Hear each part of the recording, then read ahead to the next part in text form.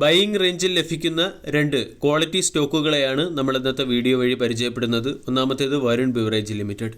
Varun beverage limited കഴിഞ്ഞ ദിവസം 2.6% ഇടിഞ്ഞ് 610 രൂപയ്ക്ക് അടുത്ത് ക്ലോസിംഗ് നൽകി. 52 week high 681, 52 week low 331. 2 lakh crore രൂപയുടെ മാർക്കറ്റ് ക്യാപ്പുള്ള കമ്പനിയുടെ വാല്യൂഷൻ 81.92, ഡിവിഡൻഡ് yield 0.16%. FMCG സെക്ടറിലെ ഹൈ ഗ്രോത്ത് കാറ്റഗറിയിൽ ഉൾപ്പെടുത്താവുന്ന ഒരു സ്റ്റോക്കാണ്. എയർടെൽ ഡേറ്റിൽ 22% റിട്ടേൺ നൽകി. കഴിഞ്ഞ ഒരു വർഷം കൊണ്ട് 61%-നടുത്ത് റിട്ടേൺ നൽകി. പെപ്സിക്കോ എന്ന കമ്പനിയുടെ ലോകത്തെ തന്നെ ഏറ്റവും വലിയ ഫ്രാഞ്ചൈസി കമ്പനിയാണ്.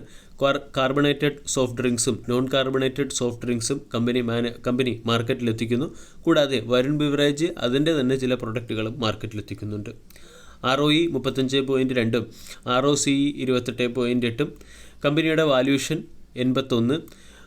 ഹിസ്റ്റോറിക് വാല്യൂഷനേക്കാളും താഴ്ന്ന ലെവലിനടുത്ത് സ്റ്റോക്ക് ട്രേഡ് ചെയ്യുന്നു. ക്വാർട്ടർലി റിസൾട്ടിൽ പെർഫോമൻസ് മികച്ചതായിരുന്നു. 5,611 കോടിയിൽ നിന്നും 7,197 കോടിയിലേക്ക് കമ്പനിക്ക് സെയിൽസ് ഉയർത്താൻ സാധിച്ചു. ഓപ്പറേറ്റിംഗ് മാർജിൻ 27%-ൽ നിന്നും 28%-ലേക്ക് മെച്ചപ്പെടുത്തുകയും പ്രോഫിറ്റ് 1000 കോടിയിൽ നിന്നും 1,262 കോടിയിലേക്ക് ഉയർത്തുകയും ചെയ്തു.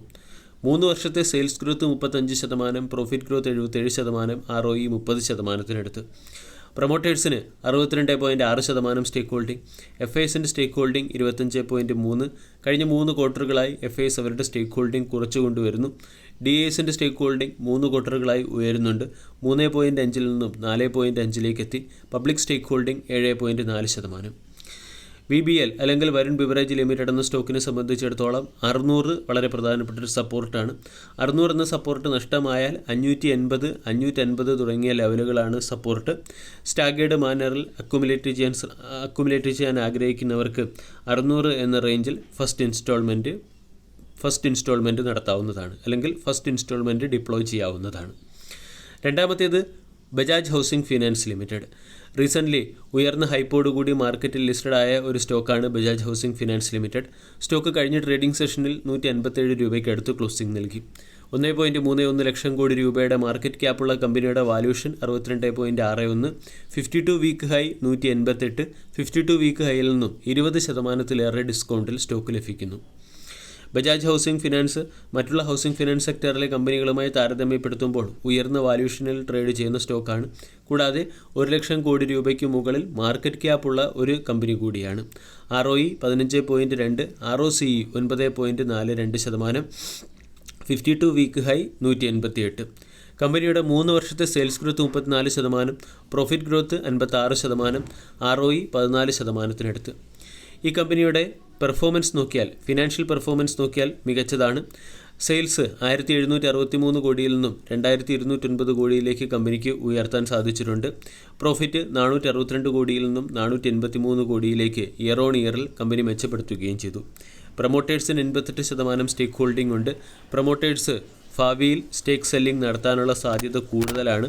കൂടാതെ FISന് 2.3, DISന് 2.5, പബ്ലിക്കിന് 6.39% സ്റ്റേക്ക് ഹോൾഡിംഗുമുണ്ട്. Bajaj housing finance limited 52 week ഹൈയിൽ നിന്നും 20%-ലേറെ ഡിസ്കൗണ്ട് ലഭിക്കുന്നെങ്കിൽ സ്റ്റോക്കിനെ വാച്ച് ലിസ്റ്റിൽ ഉൾപ്പെടുത്താവുന്നതാണ്. കാരണം IPO പ്രൈസിന് താഴെ പോവുകയാണെങ്കിൽ സ്റ്റോക്കിൽ ഫർദർ കറക്ഷൻ വരാനുള്ള സാധ്യതയുണ്ട്. അതേസമയം 149, 180 റേഞ്ചിൽ സ്റ്റോക്കിന് സപ്പോർട്ട് ലഭിക്കാനുള്ള സാധ്യത വളരെ കൂടുതലാണ്. 150 എന്ന റേഞ്ചിൽ സ്റ്റോക്കിന് സപ്പോർട്ട് ലഭിച്ചില്ല എങ്കിൽ 145-ഉം 140-ഉം വളരെ പ്രധാനപ്പെട്ട സൈക്കോളജിക്കൽ സപ്പോർട്ടായും പ്രവർത്തിക്കും. ഈ റേഞ്ചിൽ നിന്നും ഒരു ട്രെൻഡ് റിവേഴ്സൽ വരികയാണെങ്കിൽ ബജാജ് ഹൗസിംഗ് ഫിനാൻസ് ലിമിറ്റഡ് എന്ന സ്റ്റോക്കിനെ നമ്മൾക്ക് പരിഗണിക്കാവുന്നതാണ്.